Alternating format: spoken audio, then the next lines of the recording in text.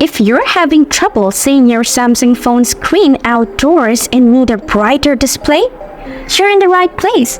Let me walk you through a simple process to increase your phone's display brightness. Let's dive right in. First, open the Settings app on your phone. Then, scroll down a bit until you find the display option, and then tap on it. Next, find the brightness setting and tap on it. Here, you have the ability to adjust your screen brightness to your preferred level, but be mindful that maxing it out might strain your eyes. After that, check out the adaptive brightness feature.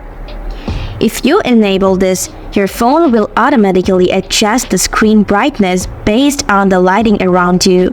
In my opinion, adaptive brightness is the best choice as it optimizes brightness for your environment. Hope you find this guide helpful. If you enjoyed this video, don't forget to like, comment, and subscribe to stay updated with more content. Thanks for tuning in, and see you in the next one.